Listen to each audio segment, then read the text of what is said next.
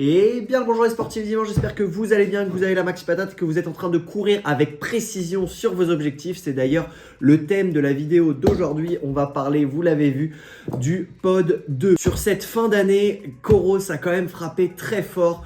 Vous le voyez, j'ai également la Apex Pro 2 et ils ont sorti leur Pod 2. Énormément de nouveautés. Je suis encore en phase de test sur la montre, je vous en ferai une vidéo très rapidement pour vous donner tous les détails et tous les comparatifs. Aujourd'hui, on va s'intéresser à cette petite pépite, le Coros Pod 2. J'ai déjà fait une vidéo juste là sur le Pod 1 que je vous remets si ça vous intéresse pour voir les différences notamment. Il y en a pas mal et honnêtement, le Pod 1 était déjà très cool à condition d'avoir une pratique sérieuse. Mais alors là, le Pod 2 est une pépite. Au niveau de la vidéo, vous allez retrouver dans un premier temps toutes les caractéristiques techniques, la boîte, etc. Je vais tout vous détailler. Ensuite, je vous donnerai les points positifs pour moi, évidemment. Et ensuite, les points négatifs, toujours pour moi, évidemment. Ça vous permettra d'avoir un avis. N'oubliez jamais que quand vous achetez quelque chose d'électronique pour votre pratique sportive, il faut qu'elle vous corresponde à vous et qu'elle soit pertinente dans votre pratique sportive. Ça sert à rien de l'acheter parce que le copain l'a acheté et que vous voulez crâner. Ou alors, c'est un achat plaisir et auquel cas, allez-y, faites-vous plaisir, on n'a qu'une vie. Donc au niveau du Pod 2, la boîte se présente comme ci. À l'intérieur, on retrouve un petit boîtier noir et hyper élégant, classique. La boîte Coros continue de faire l'équivalent d'Apple pour des montres de running. Moi, je trouve ça beau visuellement. Et à l'intérieur, là, ils font comme pour les AirPods et c'est très bien joué. Ça marche toujours aussi bien. On retrouve une petite pochette avec dedans le Pod 2 en lui-même, le petit support en caoutchouc pour pouvoir le fixer au niveau de la ceinture ou de la chaussure. Et pour avoir plus de maintien au niveau de la chaussure, vous avez un deuxième support qui lui est plus plastique et plus rigide. On a également, et là c'est une grosse différence avec le Pod 1, on retrouve un chargeur USB-C, donc adaptable sur énormément. Si vous perdez le chargeur, vous l'avez sur à peu près tous les téléphones, donc ça c'est très cool. Et vous pouvez charger votre Pod 2 directement dedans. C'est la première grosse différence technologique avec le Pod 1 qui lui était à pile.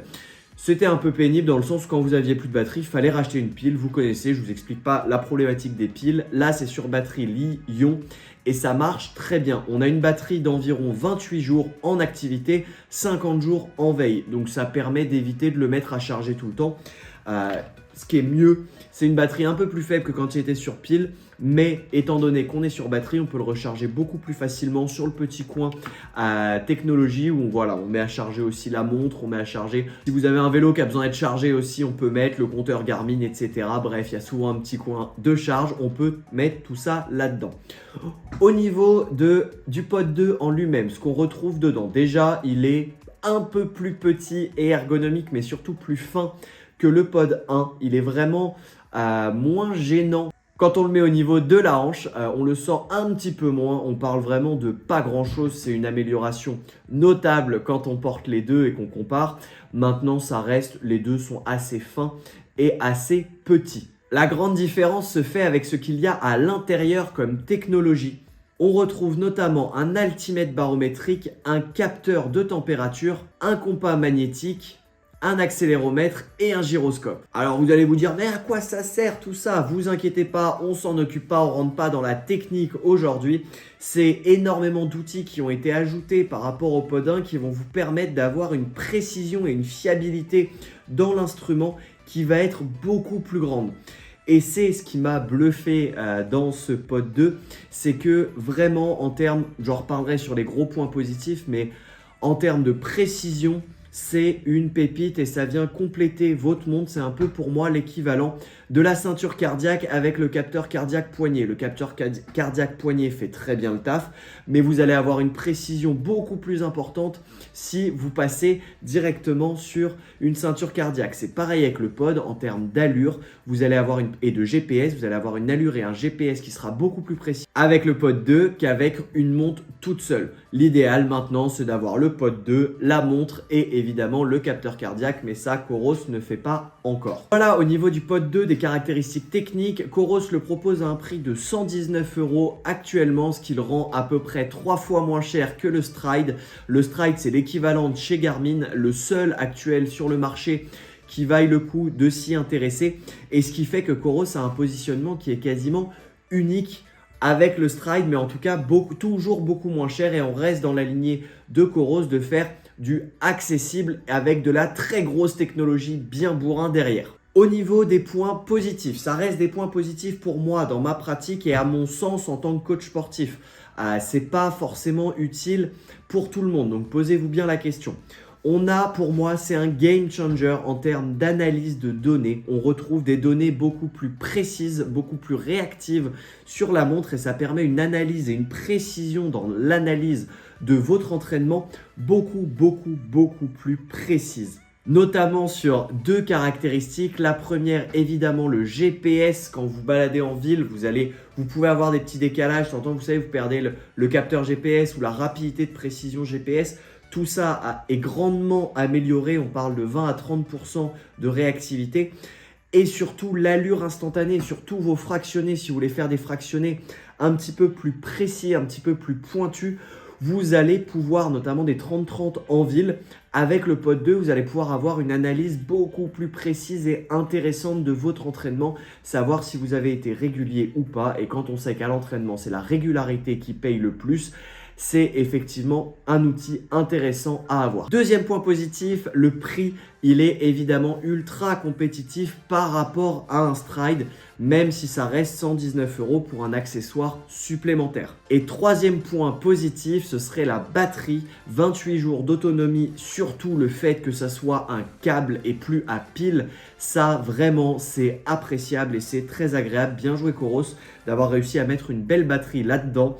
Encore une fois, belle performance. Mais attention, il n'y a pas que du positif. On va attaquer maintenant le négatif. Je vous en donnerai 2 points. Pour moi, le premier point est c'est pas un outil qui est utile à tous les coureurs. Si déjà vous n'avez pas de montre, ça ne vous servira à rien. Et si vous n'analysez pas vos entraînements, c'est pas forcément un achat utile. Il faut commencer à se pencher un peu sur les analyses d'entraînement, sur la foulée, la puissance, l'équilibrage, etc. Tous ces détails qui font l'intérêt de l'entraînement et qui évidemment sont hyper intéressants mais peuvent aussi bien ne servir à rien. Mais si vous courez 3 fois par semaine juste avec une montre pour le fun, c'est pas forcément un achat utile pour vous. C'est plutôt si vous cherchez la performance, l'optimisation de vos entraînements. Si vous travaillez avec un coach, évidemment là, ça peut être plus qu'utile et plus qu'intéressant. Et le deuxième point négatif, évidemment, il est un peu cher, 119 € pour un accessoire supplémentaire. C'est-à-dire qu'on a déjà des montres qui valent 300, 400 €, une paire de chaussures à changer tous les mois à 100, 150, 200 € pour certaines. Si vous courez en plaque carbone, on n'en parlera pas ici. Mais voilà, il y a déjà le short, le t-shirt, on a déjà énormément de dépenses en tant que coureur qui sont un peu plus primordiales, on va dire. Dans la liste des priorités, le pod arrive vraiment un peu comme la ceinture cardio, arrive un petit peu à la fin. Mais si vous voulez vous faire plaisir et avoir une analyse précise, c'est 119 € bien investi. Mais ça reste évidemment 119 € pour un petit outil d'analyse de votre foulée. Voilà pour ce qu'il y a à savoir avec le Pod 2. Grosse différence aussi dont je ne vous ai pas parlé dans les caractéristiques techniques, vous avez la possibilité de le mettre au niveau de la chaussure. Le Pod 1 n'était uniquement que à la taille, là vous pouvez le mettre à la chaussure. Ça permet d'obtenir différentes analyses, notamment l'analyse de foulée, l'analyse d'équilibrage gauche-droite, la puissance, plus évidemment la précision GPS d'allure, etc.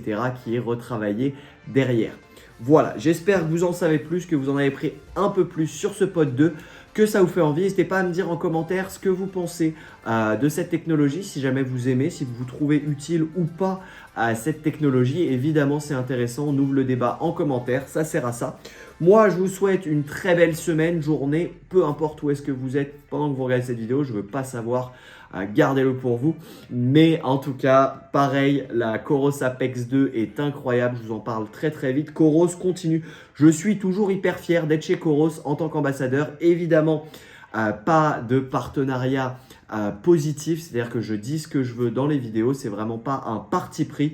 Ils se contentent de me fournir ce matos et honnêtement, c'est du très bon matos et je suis assez content d'être chez eux, ça j'avoue. J'ai 8 ans, moi c'est Noël quand ils m'envoient ça, je suis juste hyper heureux.